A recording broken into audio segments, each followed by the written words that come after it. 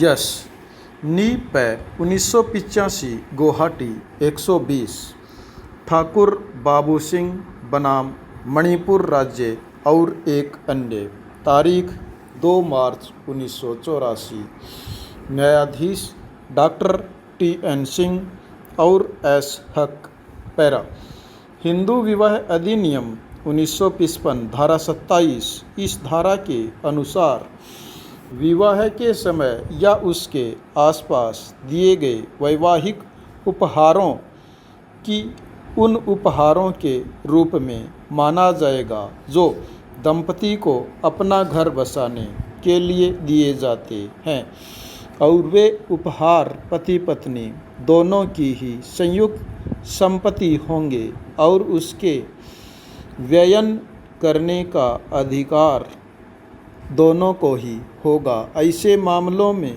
हस्तक्षेप करने की अधिकारिता विवाह विषयक न्यायालय को ही होगी, दंड न्यायालय को नहीं।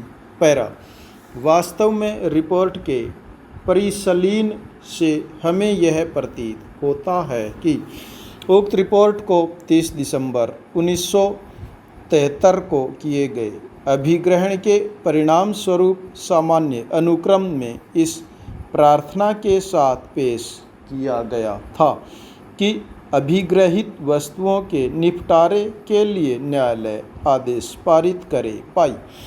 तथापि उसी रिपोर्ट में सिंगजेमी थाने के प्रथम इतला रिपोर्ट मामला संख्या 324/12/73 के प्रति निर्देश किया गया है और यह कथन किया गया है कि अभिग्रहण उसके संबंध में ही किया गया था पाई। इससे पहले कि विद्वान मजिस्ट्रेट द्वारा उपर्युक्त दोनों प्रकीर्ण मामलों का निपटारा किया जा सकता, याची 17 जनवरी 1984 को परिवाद आवेदन के अभिखंडित किए जाने की प्रार्थना के साथ इस न्यायालय के समक्ष आया पाई। इस न्यायालय ने विद्वान मजिस्ट्रेट से प्रथम इतला रिपोर्ट मामले के अभिलेख को मंगाने के लिए 23 जनवरी 1984 नियत करते हुए आदेश पारित किया पाई। उस तारीख पर द्वितीय प्रत्यर्थी हाजिर हुआ पाई। दोनों ही पक्षों के विद्वान काउंसिलों को सुनने के पश्चात इस न्यायालय ने दंडिक प्रकरण मामला संख्या 3/73 में एक अंतरिम आदेश पारित किया पाई। न्यायालय ने यह मत व्यक्त किया कि अभिग्रहित वस्तुओं के जिम्मे के लिए दोनों आवेदन मुख्य न्यायिक मजिस्ट्रेट के समक्ष दंड प्रक्रिया संहिता की धारा 457 के अधीन लंबित है, किंतु मुख्य याचिका में न्यायादेश जारी किया गया था जो 3 सप्ताह के अंदर आपस जाना था पाई। इसलिए न्याय के हित में और दोनों ही पक्षों के हितों की रक्षा करने के लिए पुलिस द्वारा अभिग्रहित वस्तुओं की अभिरक्षा के बारे में एक अंतरिम आदेश पारित करना आवश्यक था पाई। तदनुसार इस न्यायालय ने यह निर्देश दिया कि उक्त वस्तुएं याची अभियुक्त संख्या 1 के जिम्मे में उसके द्वारा मुख्य न्यायिक मजिस्ट्रेट प्रथम वर्ग इम्फाल ईस्ट के समाधान के अनुसार 1,50,000 रुपये की प्रतिभूति देते हुए एक बंद पत्र निष्पादित करने पर दे दी जाए पाई। पैरा हमारी यह दृढ़ राय है कि संपूर्ण कार्यवाहियाँ मिथ्या धारण कर आधारित है और उन कारणों से जो उसके बाद दिए जाएंगे अधिकारिता के बाहर हैं पाई। दंड प्रक्रिया संहिता की धारा 190(1) द्वारा किसी मजिस्ट्रेट को किसी अपराध का उसमें वर्णित 3 आकस्मिकताओं में से किसी आकस्मिकता में संज्ञान करने की शक्ति प्रदान की गई है पाई।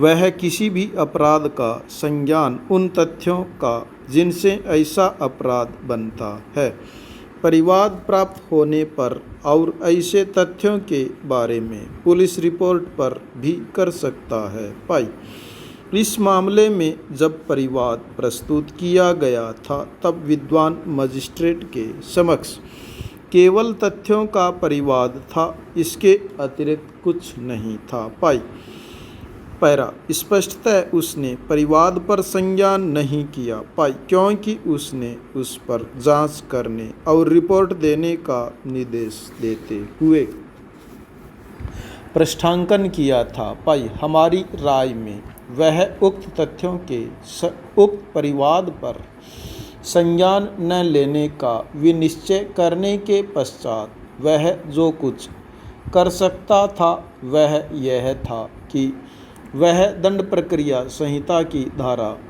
202 के अधीन विहित प्रक्रिया का अनुसरण करता। पाई इसमें यह उपबंधित किया गया है कि किसी अपराध का परिवाद प्राप्त करने पर मजिस्ट्रेट यदि वह ठीक समझता है तो अभियुक्त के विरुद्ध आदेशिका का जारी किया जाना मुलतवी कर सकता है और या तो स्वयं ही मामले की जांच कर सकता है या किसी पुलिस अधिकारी द्वारा अन्वेषण किए जाने के लिए निर्देश दे सकता है। पाई दंड प्रक्रिया संहिता की धारा 202 में यह भी उल्लेख किया गया है कि वह इन विकल्पों का कब और किन प्रयोजनों के लिए प्रयोग कर सकता है। पाई यह विनिश्चित करने के प्रयोजन के लिए न कार्यवाही करने के लिए पर्याप्त आधार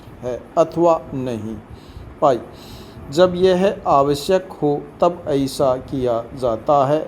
पाई उपधारा 2 के अधीन यह उपबंधित किया गया है कि उपधारा 1 के अधीन जांच में मजिस्ट्रेट साक्षियों का शपथ पर साक्ष्य ले सकता है। पाई पैरा प्रस्तुत मामले में मजिस्ट्रेट ने स्पष्ट रूप से दंड प्रक्रिया संहिता की धारा 204 के अधीन कार्य नहीं किया है। पाई स्टॉप।